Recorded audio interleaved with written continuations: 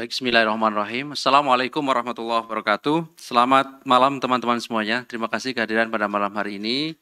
Kami KPK akan menyampaikan perkembangan dari kegiatan tangkap tangan yang kemarin pada hari Rabu tanggal 15 November 2023 tim KPK berhasil melakukan kegiatan tangkap tangan di Bondowoso, Jawa Timur.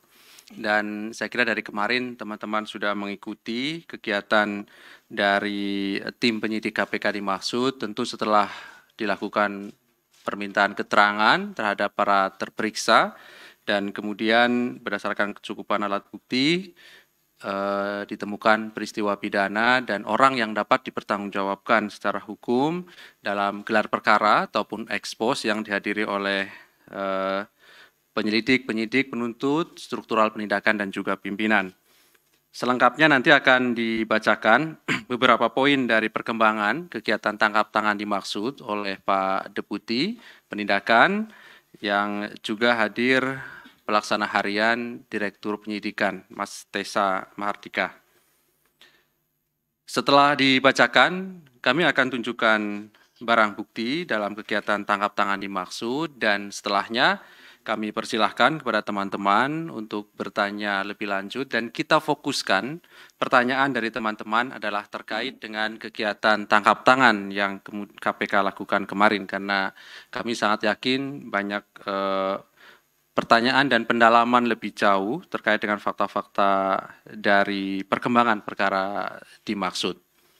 Kami silahkan Pak Deputi Penindakan untuk membacakan poin-poin dari perkembangan kegiatan tangkap tangan di Bondowoso, Jawa Timur. Kami silahkan, Pak. Terima kasih Mas Ali Fikri. Bismillahirrahmanirrahim. Assalamualaikum warahmatullahi wabarakatuh. Selamat malam dan salam sejahtera. Salam Om Swastiastu. Namo Buddhaya, salam kebajikan. Rekan-rekan media yang saya cintai dan saya hormati, izinkan kami menyampaikan press release terkait dengan kegiatan KPK pada hari Rabu kemarin. Pada hari ini kami akan menyampaikan perkembangan informasi kegiatan tertangkap tangan tentang dugaan tindak pidana korupsi berupa pemberian hadiah atau janji dalam pengurusan perkara di Kejaksaan Negeri Bondowoso, Provinsi Jawa Timur. Untuk kegiatan tertangkap tangan ini, tim KPK telah mengamankan 9 orang pada hari Rabu tanggal 15 November 2023 yang berada di wilayah Kabupaten Bondowoso, Jawa Timur. Adapun nama-nama yang kami amankan, yang pertama PJ, Kepala Kejaksaan Negeri Bondowoso. Kemudian kedua AKDS, Kepala Seksi Tindak Pidana Khusus Kejaksaan Negeri Bondowoso. Ketiga, RWP, Staf Seksi Tindak Pidana Khusus Kejaksaan Negeri Bondowoso. Keempat, YS, dari swasta, pengendali CV WG. Dan yang kelima, kami mengamankan AIW, swasta, pengendali CV WG, dan yang keenam adalah NR, swasta, 7, MHA, PNS Dinas BSBK, Pemkab Bondowoso. Ke-8, NDH, PNS, Kabid Bina Marga, Dinas BSBK, Pemkab Bondowoso. Dan yang terakhir adalah OTP, Staf Honorer Dinas BSBK, Pemkab Bondowoso. Rekan-rekan media sekalian, kami juga ingin menyampaikan di sini kronologis tertangkap tangannya. Ada laporan atau informasi dari masyarakat mengenai dugaan penyerahan sejumlah uang pada penyelenggara negara atau yang mewakilinya terkait perkara yang ditangani Kejaksaan Negeri Bondowoso, Jawa Timur. Jadi ketika pada hari Rabu tanggal 15 November 2023, tim KPK memperoleh informasi telah terjadi penyerahan sejumlah uang dalam bentuk tunai dari YS dan dari AIW kepada AKDS sebagai perwakilan atau orang kepercayaan daripada PJ. Bertempat di ruang Kepala Seksi Tindak Pidana Khusus Kantor Kejaksaan Negeri Bondowoso.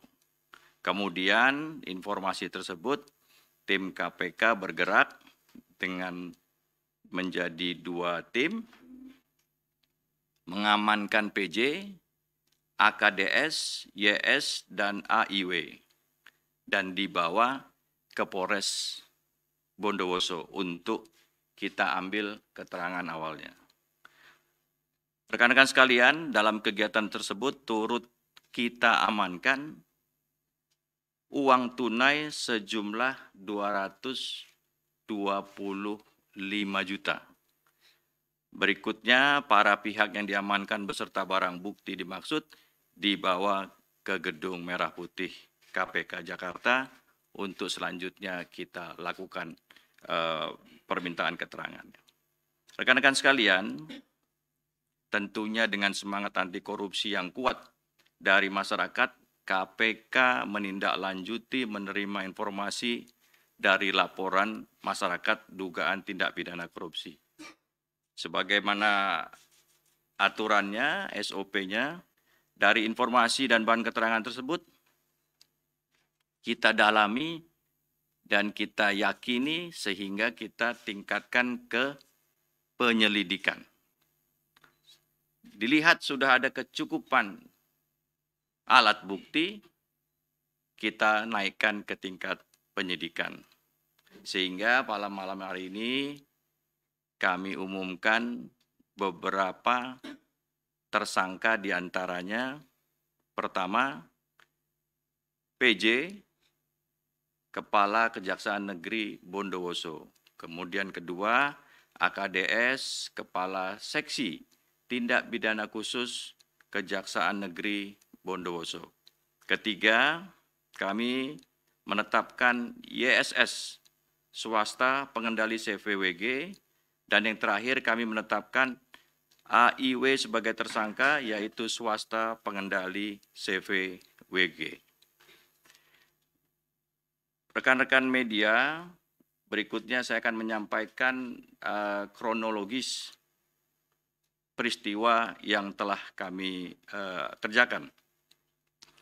Salah satu dari aparat penegak hukum, yaitu Kejaksaan Negeri Bondowoso, dengan kewenangannya kemudian menindaklanjuti salah satu laporan masyarakat diantaranya terkait proyek pengadaan peningkatan produksi dan nilai tambah hortikultura di Kabupaten Bondowoso yang dimenangkan atau dikerjakan oleh perusahaan milik ISS dan AIW.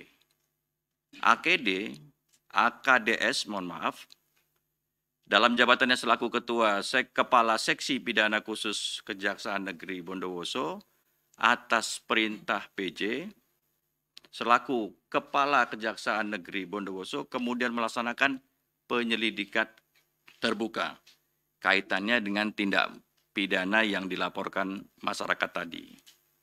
Selama proses penyelidikan berlangsung, YSS AIW melakukan pendekatan komunikasi intens dengan AKDS dan meminta agar proses penyidikannya dapat dihentikan. Menindaklanjuti keinginan YSS dan AIW tersebut, Selanjutnya AKDS melaporkan kepada PJ dan PJ menanggapinya dengan memberikan perintah kepada AKDS untuk dibantu. Ketika proses permintaan keterangan untuk kepentingan penyelidikan sedang berjalan oleh pihak AKDS, terjadi komitmen yang disertai kesepakatan antara YSS, AIW, dan AKDS sebagai orang kepercayaan PJ untuk menyiapkan sejumlah uang sebagai tanda jadi. Telah terjadi penyerahan uang AKDS dan PJ sejumlah total 475 juta dan dalam hal ini merupakan bukti permulaan yang cukup untuk segera kita kembangkan. Rekan-rekan sekalian, untuk kepentingan penyidikan, tim penyidik melakukan penahanan terhadap tersangka untuk 20 hari ke depan, terhitung mulai hari ini, 16 November 2023, dengan sampai waktu 9 Desember 2023. Mohon maaf, 2023 di rutan KPK. Tersangka YS, YSS, dan AIW sebagai pemberi kita persangkakan dengan pasal 5 ayat 1 huruf A dan B dan pasal 13 Undang-Undang 13 tahun 1999 tentang pemberantasan tindak pidana korupsi sebagaimana telah diubah Undang-Undang 20 tahun 2001 tentang perubahan atas Undang-Undang 31 1999 tentang pemberantasan tindak pidana korupsi Jungto pasal 55 ayat 1 ke 1 KUHP. Sedangkan untuk yang menerima tersangka PJ dan AKDS dipersangkakan pasal 12 huruf A dan B atau pasal 11 Undang-Undang 3199 tentang pemberantasan tindak pidana korupsi sebagaimana telah diubah Undang-Undang Nomor 20 Tahun 2001 tentang perubahan atas Undang-Undang 31 Tahun 99 tentang pemberantasan tindak pidana korupsi Jungto pasal 55 ayat 1 ke 1 KUHP. Demikianlah rekan-rekan press release yang dapat kami sampaikan terkait kegiatan tangkap tangan yang dilakukan oleh KPK. Terima kasih, Mas Ali. Baik, terima kasih Pak Deputi yang sudah membacakan pengumuman sekaligus juga melakukan penahanan terhadap para tersangka dari kegiatan tangkap tangan. Ada 4 orang yaitu PJ, AKDS, YSS, dan AIW. Dan masing-masing dari tersangka ini ditahan sampai nanti tanggal 5 Desember 2023 di rutan KPK. Baik, berikutnya sebentar Mas Mario. Sebelum nanti bertanya terkait dengan perkara ini, kami silahkan tadi petugas untuk menunjukkan barang bukti dari kegiatan tangkap tangan dimaksud.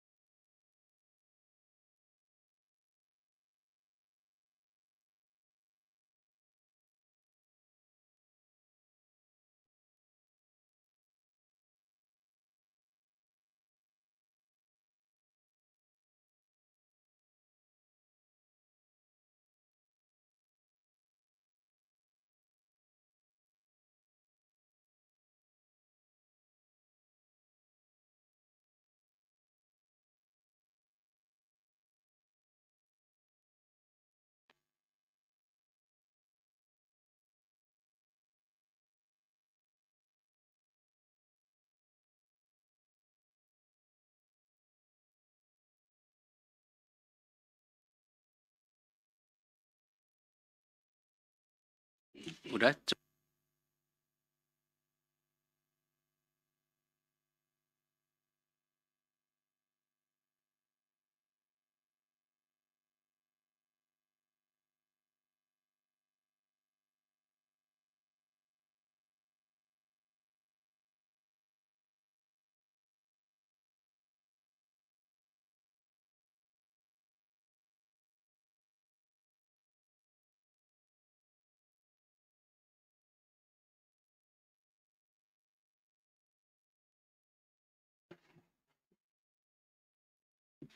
Baik, terima kasih. Silakan 3 orang penanya, 1 Mas Mario ya. Kemudian ada lagi 2. Nanti saya beri kesempatan 1 orang lagi ya. Kita fokuskan terkait dengan perkara ini, Mas Mario ya. Baik, silakan.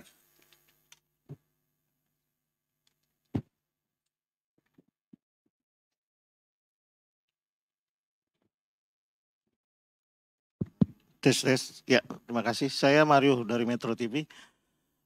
Yang ingin saya tanyakan dari kaitan perkara ini, pertama, kalau mau dilihat track recordnya 2 orang ini antara PJ dan Kasih Pitsus ini memang agak miring-miring lah. Ini track recordnya udah kebaca nih. Dari pindah dari Pemantang Siantar, dari mana udah kebaca nih 2 orang ini. Yang jadi pertanyaan saya, bahwa ini ada kasus penyelidikan terkait di Kultura. Nah, kemudian menurut informasi yang saya peroleh ini ada 18 penyelidikan yang tengah berjalan di Kejari Bondowoso ini. Nah, dari 18 itu ada beberapa yang cukup lumayan gede lah kasus atau proyeknya. Nah, kira-kira ini 18 ini nggak berjalan, hanya 3 yang jalan penyelidikan ini. Lalu sisanya ini kira-kira KPK akan mendalami tidak? Ini kan baru 1 nih. Ini ada 17 lagi nih. Nah, dengan model-model gaya-gaya yang 2 orang tadi saya sebutkan dengan track record yang agak belepetan, dugaan kuat bahwa wangi-wangi ijen waternya ini masih ada nih. Tadi kan kardusnya ijen water tuh. Pasti ada ijen waternya. Kenapa 18 ini tidak jalan? Apakah mereka sudah dicekoki ijen water itu atau bagaimana? Bagaimana kemudian strategi KPK untuk bisa memeriksa atau melakukan supervisi terhadap belasan kasus yang saya sebutkan untuk disupervisi lah minimal. Itu dulu Pak Ali untuk yang berat-berat sekarang atau gimana? Oke, siap Mas Ali. Salam ijen water. Siapa nih? Tes, terima kasih Pak Ali, Pak Rudi. Saya Jamal dari Remol. Yang pertama, pada saat kegiatan tangkap tangan itu, apa betul ada upaya dari pihak Kejaksaan Agung untuk mengambil alih perkara ini? Dan akhirnya kan berakhir juga KPK yang menangani. Nah, nanti dalam penanganannya apakah akan melibatkan pihak Kejagung untuk menelusuri lebih lanjut pihak-pihak yang kemungkinan masih ada terlibat dalam perkara ini. Perkara lain nanti ya Pak. Ayo dah, ini aja cukup aja ya Pak. Ya.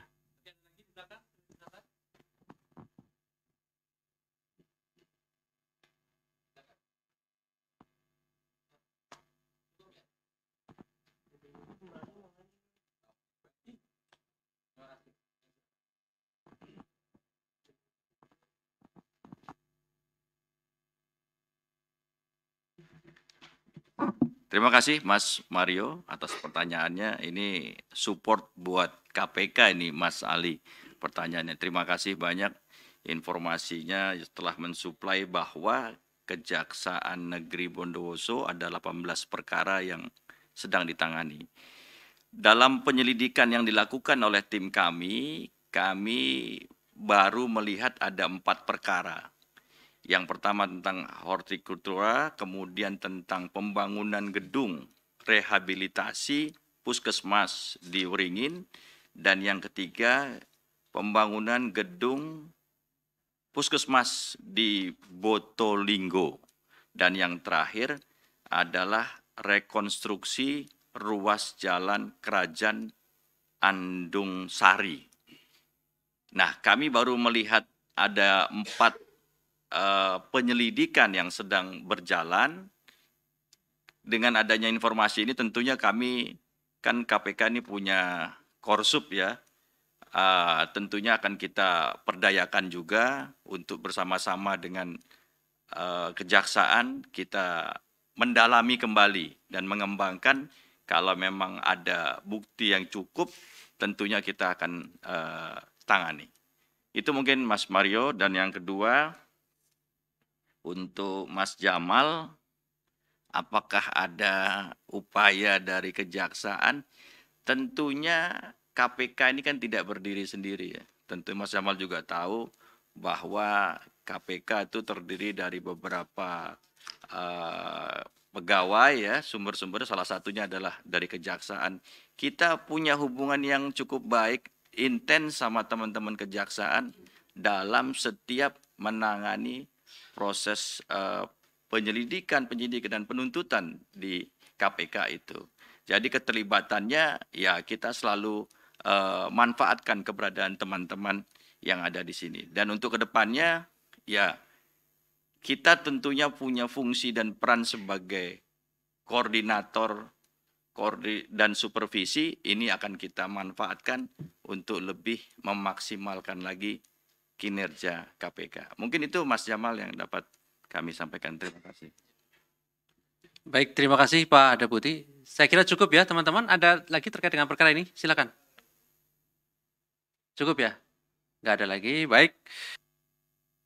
Saya kira cukup Mas Mario ya. Jadi kita fokus saja untuk perkara ini pada malam hari ini. Terima kasih kehadiran dari teman-teman semuanya. Terima kasih Pak Deputi, Pak Pelaksana Harian Dirdik yang hadir pada malam hari ini.